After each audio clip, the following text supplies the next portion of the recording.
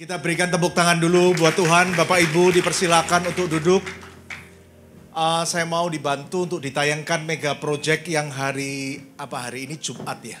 Kita Bapak Ibu boleh ikutin saya, boleh dalam hati.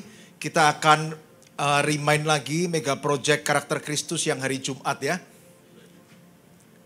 Mega project karakter Kristus Jumat. Setia, bersyukur, penundukan diri, ketulusan. Kita ulangin sekali lagi Bapak Ibu. Setia, bersyukur, penundukan diri, ketulusan. Saudara, mega project ini adalah satu program gereja BES, di mana itu tiap hari kita tuh dihimbau untuk kita selalu ingat dan melakukan setiap karakter Kristus. Karena waktu kita menjadi pelaku firman Tuhan, kita melakukan karakter Kristus, kita sedang ada dalam satu proses untuk menjadi serupa dengan Kristus, sama dengan karakter dan sifatnya. Makanya kalau Jumat ini, hari Senin sampai hari Sabtu juga punya mega project karakter yang lain. Nah, pada pagi hari ini saya akan sharing kepada Bapak Ibu sebuah firman Tuhan dengan judul ukuran. Kita akan lihat judulnya dulu, ukuran.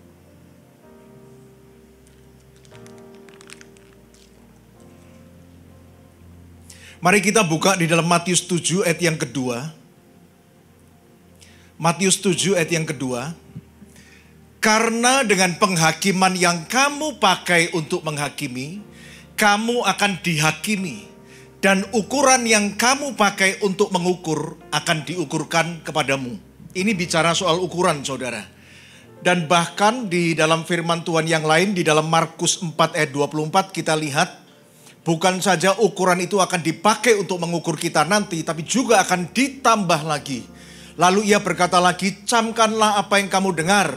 Ukuran yang kamu pakai untuk mengukur akan diukurkan kepadamu, dan di samping itu akan ditambahkan lagi kepadamu. Bapak Ibu, Tuhan Yesus menggunakan metafora tentang ukuran ini untuk memberikan satu pengajaran. Karena ini dia khotbah, Matius 7, Matius 5 sampai 7 adalah intisari dari pengajaran Tuhan Yesus. Jadi kalau kita mau back to Jesus teaching, saudara lihat aja di kitab Injil Matius pasal 5, 6, 7 itu waktu dia khotbah di bukit. Dan salah satu pengajarannya adalah tentang ukuran. Hal ini untuk mengingatkan kita bahwa seringkali kita memakai ukuran yang tidak sama ketika kita mengukur dan menilai kesalahan orang lain dengan kesalahan kita. Saya ulangin. Seringkali kita berlaku tidak adil, kita memakai ukuran yang berbeda ketika kita menilai orang lain dan kita. Ketika kita mengukur kesalahan orang lain dan kita memakai standar yang berbeda.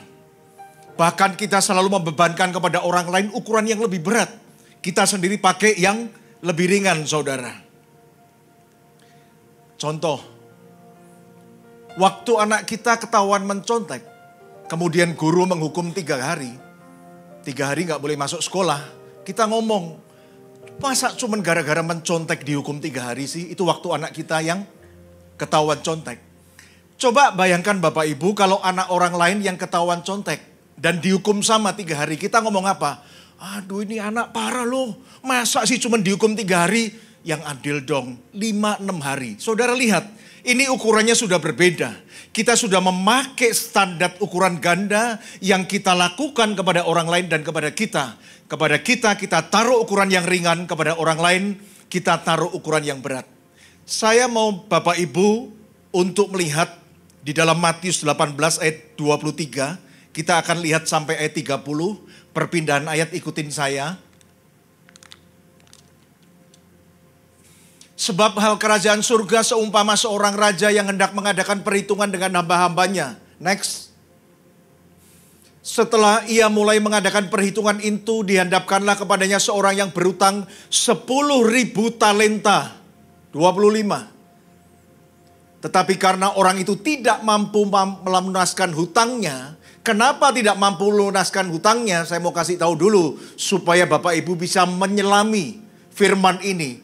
Orang itu tidak mampu melunaskan hutangnya 10.000 talenta. Karena 1 talenta 6.000 dinar. Kalau 10.000 talenta berarti 60 juta dinar. Upah orang pada waktu itu 1 hari 1 dinar. Kalau dia mau melunaskannya, dia harus kerja 60 juta tahun. Kalau dijadiin tahun itu 1.640.000 tahun dia harus kerja untuk memulangkan hutangnya. Makanya dia tidak mampu melunaskan hutangnya itu. Raja itu memerintahkan supaya ia dijual beserta anak istrinya dan segala miliknya untuk membayar hutangnya. Kita lihat ayat 26. Maka sujudlah hamba itu menyembah dia, katanya, sabarlah dulu, segala hutangku akan kulunaskan. Minta waktu, saudara. Minta waktu nih. Padahal kalau dikasih waktu juga gak mungkin bisa bayar. Lihat ayat 27. Lalu tergeraklah hati raja itu oleh belas kasihan akan hamba itu, sehingga ia membebaskannya dan menghapuskan hutangnya. Next. Tetapi ketika hamba itu keluar, ia bertemu dengan seorang hamba lain yang berutang 100 dinar kepadanya. Gak sampai talenta, utangnya cuma 100 dinar. Ia menangkap dan mencekik kawannya itu, katanya, bayar utangmu. Ayat 29. Maka sujudlah kawannya itu dan memohon kepadanya, sabarlah dulu, hutangku itu akan kulunaskan. Ayat 30. Tetapi ia menolak dan menyerahkan kawannya itu ke dalam penjara sambil dilunaskannya hutangnya. Bapak Ibu, kalau kita lihat kisah ini, berarti hamba itu memakai standar dan ukuran yang berbeda soal pengampunan utang. Kalau dia sendiri yang utang, meskipun utangnya banyak, dia merasa dia harus diberi waktu untuk melunasi utangnya. Itu dia, ngukur dirinya sendiri. Tapi coba saudara lihat, waktu kawannya utang sama dia cuma 100 dinar, pasti bisa dibayar. Dan kawannya minta waktu untuk melunaskannya, dia ngomong, gak ada, kamu masuk penjara. Ini sungguh menjadi satu kemarahan untuk Tuhan loh Bapak Ibu. Bahwa kita itu menetapkan standar ganda, ukuran yang berbeda untuk kita menilai kesalahan orang lain dan menilai kesalahan kita. Ini berbahaya dan ini terjadi bukan di luar, di gereja Bapak Ibu. Ini terjadi di tempat kita dan mungkin menjadi keseharian kita. Saya ngomong, coba deh nanti ikutin deh beberapa menit ke depan deh. Percaya deh, ini keseharian kita. Bapak Ibu, saya ngomong ini terjadi di lingkungan orang yang berohani. Yang merasa lebih baik dari orang lain. Yang merasa lebih mengenal Tuhan. Akhirnya mereka memberikan ukuran yang berbeda. Kita lihat ahli Taurat, orang Farisi zaman perjanjian lama. Mereka juga menerapkan standar yang berbeda. Untuk orang lain dan dirinya. Contoh, misalnya kita ngomong soal hari Sabat nih. Beberapa kali mereka menegur ketika murid-murid Yesus memetik gandum. Gimana sih muridmu? Masa gak ngerti hari Sabat, gak boleh ngapa-ngapain. Kok metik gandum sih? Itu. Dan kemudian beberapa kali Tuhan Yesus juga mau menyembuhkan orang pada hari Sabat, itu jadi masalah. Karena hari Sabat tidak boleh melakukan apa-apa. Nah suatu hari Yesus makan di rumah seorang kepala orang Farisi. Dan di situ ada orang yang sakit busung.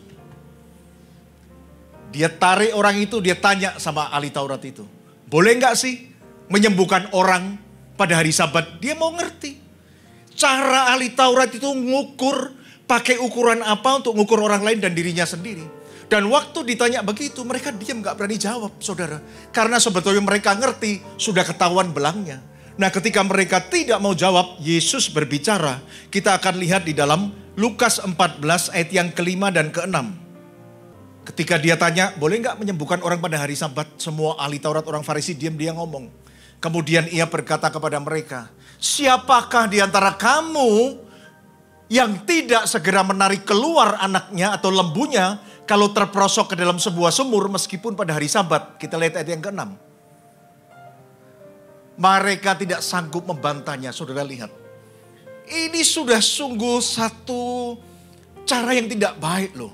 Kita orang rohani, kita ke gereja, tetapi kisah ini seringkali menjadi peringatan untuk kita bahwa kita memakai ukuran yang berbeda untuk mengukur orang lain dan mengukur kita. Harusnya sama dong. Harusnya sama, tidak boleh berbeda.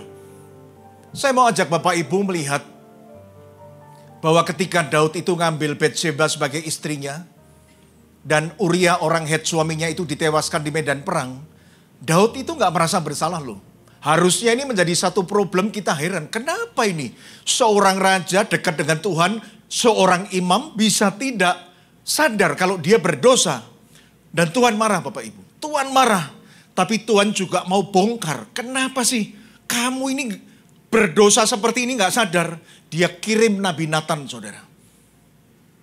Tuhan mau lihat cara kamu Daud ngukur orang dan ngukur dirimu sendiri sama apa enggak. Dan kemudian Nabi Nathan datang Bapak Ibu. Tapi pakai cerita dulu. Pakai cerita. Supaya Nabi Nathan dan Tuhan ngerti. Oh cara kamu mengukur orang, kesalahan orang seperti ini. Ya harusnya kamu mengukur kesalahanmu juga seperti itu. Kita akan lihat kisah yang bagus ini di dalam 2 Samuel 12. Ayat yang pertama sampai ke 10. Tuhan mengutus Nathan kepada Daud. Ia datang kepada Daud dan berkata kepadanya. Ada 2 orang dalam satu kota Daud. Yang seorang kaya, yang lain miskin. Next. Si kaya mempunyai sangat banyak kambing domba dan lembu sapi. 3. Si miskin tidak punya apa-apa. Selain dari seekor anak domba betina yang kecil. Yang dibeli dan dipeliharanya. Anak domba itu menjadi besar padanya bersama-sama dengan anak-anaknya. Makan dari suapnya dan minum dari pialanya. Dan tidur di pangkuannya seperti seorang anak perempuan baginya. Berhenti dulu di sini. Bapak Ibu, Nathan cerita. Daud, ada orang kaya, orang miskin tetanggaan. Yang kaya ini punya banyak ternak karena orang kaya. Yang miskin ini karena miskin, dia cuma punya seekor anak domba betina. Dan itu aja sudah dianggap seperti anaknya. Makan dari suapnya, minum dari pialanya, saudara. Kita lihat ayat selanjutnya. Pada suatu waktu orang kaya itu mendapat tamu dan ia merasa sayang. Mengambil seekor dari kambing dombanya atau lembunya untuk memasaknya bagi pengembara yang datang kepadanya itu. Jadi ia mengambil anak domba betina kepunyaan si miskin itu dan memasaknya bagi orang yang datang kepadanya. Jahat bener nih Bapak Ibu. Nah setelah Daud dengar cerita ini kita lihat ayat selanjutnya. Lalu Daud menjadi sangat marah karena orang itu dan ia berkata kepada Nathan, Nabi Nathan. Demi Tuhan yang hidup, orang yang melakukan itu harus dihukum mati. Jadi saudara, standarnya Daud, ukurannya Daud, orang itu harus dihukum mati ketika mengambil anak domba orang. Catat dulu itu Bapak Ibu. Itu cara Daud mengukur kesalahan orang lain begitu. Oh kamu ngambil anak domba orang, ya itu berat, kamu jahat sekali, kamu harus mati. Next kita lihat. Gak cukup mati Bapak Ibu. Dan anak domba betina ini itu harus dibayar gantinya 4 kali lipat.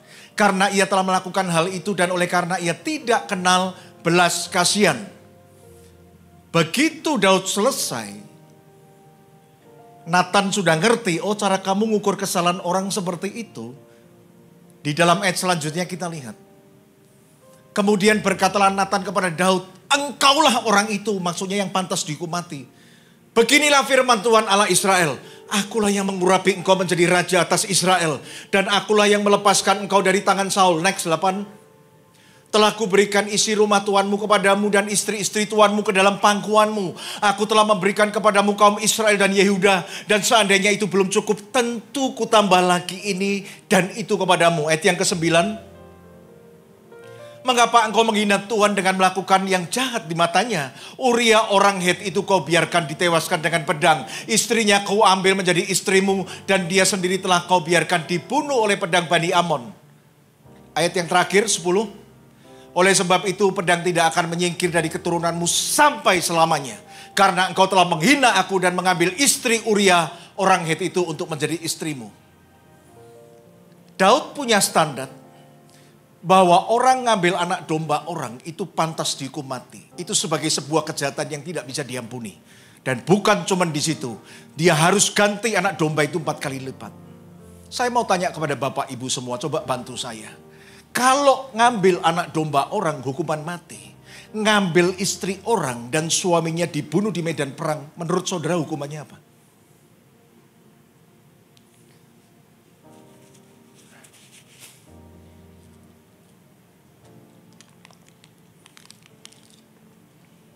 Daud sedang meletakkan standar yang berbeda ketika dia menilai orang lain dan ketika dia menilai dirinya sendiri. Dan karena standar itulah, dia bisa menghakimi orang lain untuk mati, tapi dia tidak sadar bahwa dia berdosa. Dan menurut saya itulah keseharian kita hari ini sebagai orang Kristen. Katakan amin dulu. Udah amin, kalau nggak amin saya nggak terus ini. Katakan amin dulu Bapak Ibu. Tak kasih contoh. Ketidakadilan kita. Banyak orang tua ngomong gini sama anak-anaknya. Nak, kalau pakai duit itu harus hemat. Ini nyarinya susah. Gak boleh dipakai sembarangan, harus nabung. Dia menetapkan standar seperti itu sama anak-anaknya. Tapi dia gampang sekali pakai uang untuk beli apa yang disukainya. Orang tua, Bapak Ibu, dengarkan ini Bapak Ibu.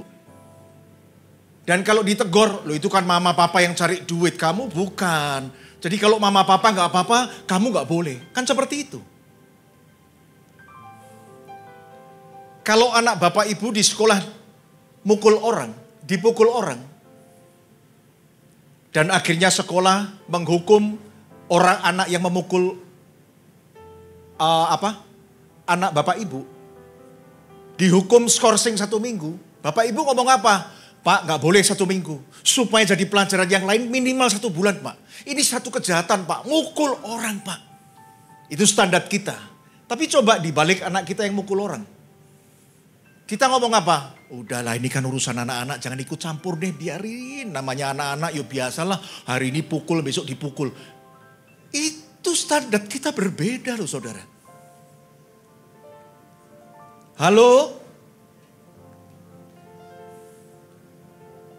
Banyak keluarga menerapkan aturan tidak boleh pegang gadget di meja makan.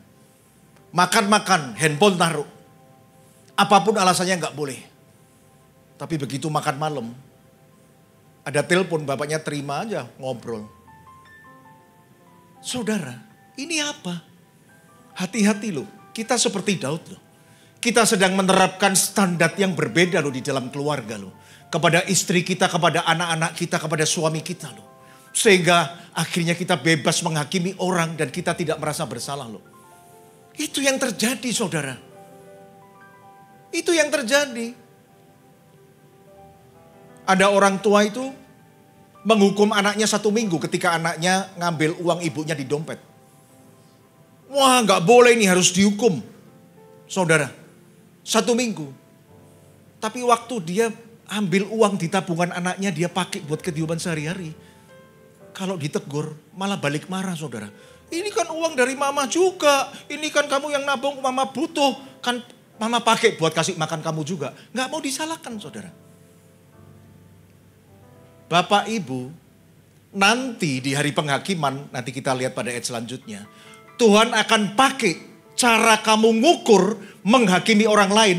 Dia akan pakai itu untuk menghakimi dan mengukur kamu. Nanti saya akan jelaskan berikutnya. Saya mau Bapak Ibu dengar satu ilustrasi ini, bagus sekali. Suatu hari di meja makan Bapak Ibu, acara makan malam begitu.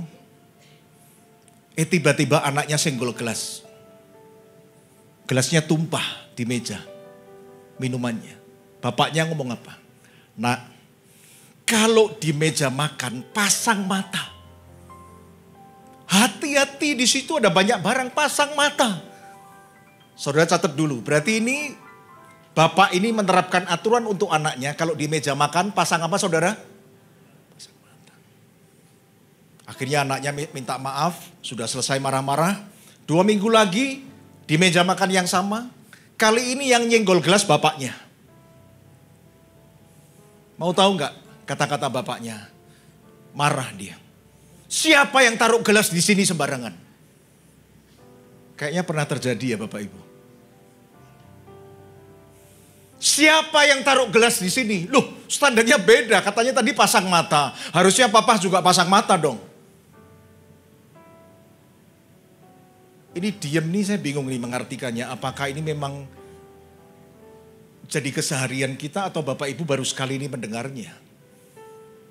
Bapak Ibu kita ini begitu gak adil. Dan ini Tuhan marah tahu gak? Ini Tuhan marah. Sangat marah. Mari saya lanjutkan firman kita dalam Matius tadi. Matius 18 kita lihat ayat yang ke-31. Setelah hamba itu memasukkan kawannya ke dalam penjara. Melihat itu kawan-kawannya yang lain sangat sedih lalu menyampaikan segala yang terjadi kepada tuan mereka. Next. Raja itu menyuruh memanggil orang itu dan berkata kepadanya, "Hai hamba yang jahat, seluruh hutangmu telah kuhapus karena engkau memohonkannya kepadaku." Next. Bukankah engkau pun harus mengasihani kawanmu itu seperti aku telah mengasihani engkau? Next. Maka marahlah tuannya itu dan menyerahkan kepada algojo-algojo sampai ia melunaskan seluruh hutangnya. Ayat yang ke-35. Maka Bapakku yang di surga akan berbuat demikian juga terhadap kamu apabila kamu masing-masing tidak mengampuni saudara-saudaramu dengan segenap hatimu. Tak kasih tahu. Firman ini ternyata untuk mengingatkan kita. Nanti Bapak Ibu di hari penghakiman, percayalah banyak orang tidak akan masuk surga gara-gara Tuhan akan pakai ukuran yang sama untuk menghakimi kita. Ukuran yang kita pakai menghakimi orang lain akan dipakai Tuhan. Oh, jadi menurutmu hambaku kalau orang utang 100 dinar harus masukin penjara. Oke, berarti aku revisi. Yang tadi 10.000 talenta aku ampuni, aku revisi, batalkan. Sekarang berarti kamu juga masuk penjara. Saya mau tanya kepada Bapak Ibu hari ini. Kesalahan orang yang beratnya seperti apa? Yang hari ini Bapak Ibu tidak bisa ampuni. Karena Tuhan 2000 tahun yang lalu, Dia telah mati untuk melunaskan hutang 10.000 talenta. Yang tidak akan pernah bisa kita lunasi dan kita bayar, dihapuskan. Saya mau tanya hari ini, renungkan baik-baik. Berapa hutang kawanmu kepadamu yang hari ini kau gak bisa ampunin? Kesalahan seperti apa yang tidak bisa kamu ampuni dari temanmu? Dan nanti akan terjadi revisi di hari penghakiman. Dia akan merevisi ulang pengampunan yang sudah diberikan kepada saudara. Dulu kamu tak ampuni dosamu. Besarnya kayak begitu. Hari ini kesalahan orang kecil sama kamu simpan dalam hati. Kamu tidak bisa ampuni. Kalau gitu yang dulu batal. Sekarang aku pakai ukuranmu. Oh berarti kesalahan begitu gak diampunin ya sekarang. Apalagi kesalahanmu lebih dari itu, masuk neraka. Bapak Ibu, saya dan Pak Henry gak bisa bantu loh. Kalau Bapak Ibu masuk neraka loh. Paling saya dengan Pak Henry bisa bantu doa lah. Tuhan, biarlah saudara ini tetap semangat sukacita di dalam neraka. Paling gak tetap semangat lah. Loh, pendeta kan harus ada usaha. Tapi kan kita gak bisa menghalangi kalau saudara masuk neraka. Ya paling kita bisa bantu doa. Tuhan bisa gak kiranya suhunya diturunin sedikit atau apa gitu. Apakah ada rest day juga, hari istirahat supaya bisa satu hari merasakan surga balik lagi ke neraka. Apakah bisa seperti itu juga gak ngerti. Ya paling kita bantu doa lah Bapak Ibu. Matius 6 ayat 14 sampai 15.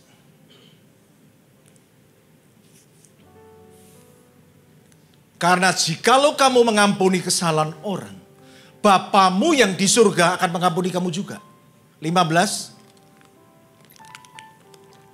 Tetapi jikalau kamu tidak mengampuni orang, Bapamu juga tidak akan mengampuni orang. Hari ini renungkan baik-baik. Ukuran mana yang kamu pakai untuk mengukur orang lain dan dirimu sendiri, sama atau enggak? Mungkin Bapak Ibu tanya sama saya, Pak Pendeta, kalau begitu ukuran seperti apa yang harus kita letakkan kepada diri kita dan orang lain? Bagus kalau kita tanya begitu. Jawabannya adalah kita harus memakai ukuran yang lebih berat dari orang lain. Karena apa? Saudara dan saya ngerti kebenaran. Makanya seorang guru akan dihakimi lebih berat daripada yang lain. Karena kita ngerti kebenaran. Dan hal ini sangat relevan ketika kita lihat di dalam 1 Petrus 4 ayat 17. Bahwa nanti penghakiman bukan dimulai dari diskotik. Penghakiman bukan dimulai dari tempat judi. Penghakiman akan dimulai dari rumah Allah. Tempat orang-orang yang katanya ngerti kebenaran tapi tidak melakukannya. Yang orang-orang ngerti kebenaran tapi meletakkan standar itu untuk orang lain. Dia sendiri gak mau. 1 Petrus 4 ayat yang ke-17.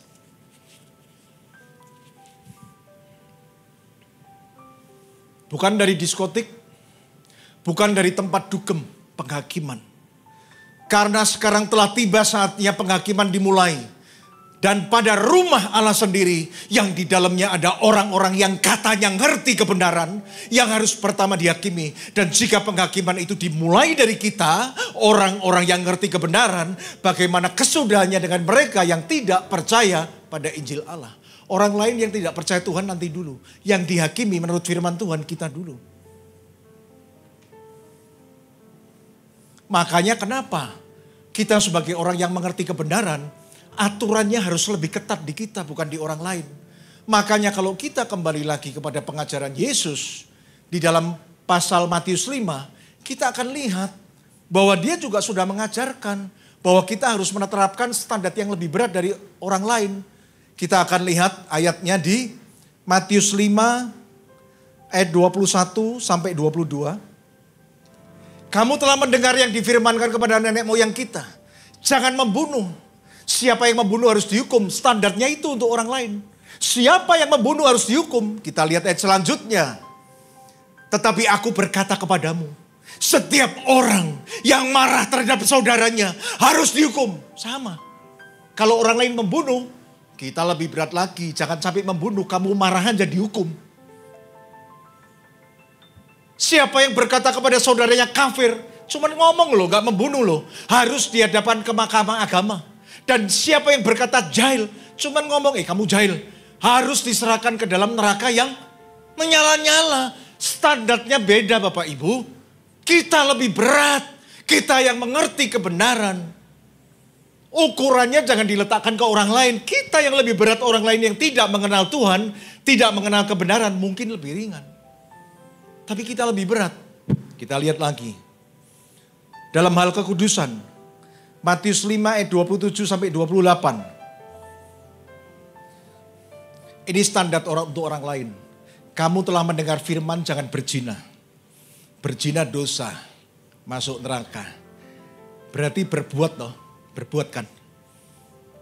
Ini untuk standar untuk orang lain saya rasa. Kita lihat. Tetapi aku berkata kepadamu, setiap orang gak usah berzina. Gak usah ketangkep basah berzina. Tapi orang yang ngerti kebenaran, tapi dia memandang perempuan, serta menginginkannya, tentunya dalam hati, ia sudah berzina dengan dia dalam hatinya. Artinya hukumannya sama. Inilah Bapak Ibu. Ukuran yang diterapkan untuk orang yang ngerti kebenaran. Standarnya harusnya lebih berat saudara. Makanya suatu hari ketika seorang perempuan ketangkap berbuat zina. Maka para ahli Taurat dan orang Farisi membawa perempuan itu ke depan Tuhan. Tuhan, menurut hukum Musa, berbuat zina tertangkap basah harus dirajam batu. Yang bawa semua orang beragama loh. Yang bawa perempuan itu datang kepada Yesus. Semua orang suci, semua orang beragama. Yang saya percaya mereka tidak pernah berzina secara fisik. Dan mereka ngomong, menurut hukum Musa, rajam batu loh. Tuhan ngomong. Tuhan diem dulu. Terus ketika didesak dia ngomong. Oke. Siapa di antara kamu yang tidak berdosa? Lempar batu duluan. Kata-kata siapa di antara kamu yang tidak pernah berdosa bukan berarti siapa di antara kamu yang tidak pernah berzina. Tetapi dia menerapkan satu standar yang lebih berat kepada ahli Taurat dan orang Farisi. Bahwa kalau kamu memikirkan yang buruk aja, itu kamu sudah berdosa, kamu tidak layak untuk menghakimi. Maka Bapak Ibu, firman itu dikatakan itu satu persatu itu. Orang agama dan ahli Taurat, orang Farisi itu, orang-orang agama itu tidak ada yang lempar batu, satu-satu pulang saudara. Mungkin yang satu ngomong begini, iyo dia ketangkap berzina. Tapi aku juga kemarin godain istri tetangga. Wah dosa juga, pulang saudara. Mungkin yang satu ngomong lagi, iya sih memang aku gak berzina tapi kemarin aku kan ngintip orang mandi. Pulang lagi gak jadi lempar batu. sampai semuanya saudara. Itulah hari ini standar untuk kita orang-orang yang dalam kebenaran Bapak Ibu. Kita harus letakkan lebih berat daripada orang lain. Firman, saya undang pemain musik WL untuk maju ke depan. Hari ini kita mendengar sebuah firman Tuhan dengan judul ukuran. Tuhan memakai metafora ukuran ini untuk mengingatkan kita Bapak Ibu. Bahwa selama ini kita berlaku tidak adil. Kita menerapkan standar yang berbeda. Untuk menilai dan mengukur diri kita dengan orang lain itu berbeda. Yang sering adalah kita letakkan standar yang berat, ukuran yang berat terhadap orang lain dan kita sendiri tidak mau menyentuhnya. Hari ini kita melihat Tuhan sudah memperingatkan kita bahwa nanti di hari penghakiman Dia akan merevisi ulang semua pengampunan 10.000 talenta yang sudah diberikan kepada kita. Dan Dia akan pakai ukuran kita yang tidak bisa mengampuni orang yang berhutang 100 dinar kepada kita. Dia akan pakai itu dan ditambahin lagi. Mungkin jangan 100. Kamu utang 50 dinar aja kamu masuk neraka. Yang kemarin revisi ulang semua. Ingat. Apakah kita sudah melakukan standar yang sama. Yang adil di dalam keluarga kita. Apakah kamu pakai ukuran yang sama kamu sama anak-anakmu? Apakah kita sudah pakai ukuran yang sama antara kita dengan keluarga kita, dengan teman kita, dengan teman pelayanan kita? Perhatikan baik-baik. Yang seharusnya adalah Bapak Ibu, kita sebagai orang yang sudah mengerti kebenaran, tinggal di dalam gereja pengajaran ini, maka yang selayaknya adalah kita memakai ukuran yang lebih berat dari orang lain. Hati-hati, dosa ini dosa orang rohani. Sampai Daud saja tidak sadar bahwa dia sudah berbuat sebuah dosa yang besar. Pastikan ketika Bapak Ibu mau menghakimi orang, pastikan dulu ukuran apa yang Bapak Ibu pakai. Apakah sama juga dengan ukuran yang kau pakai pada dirimu sendiri? Mari kita bangkit berdiri, kita akan berdoa.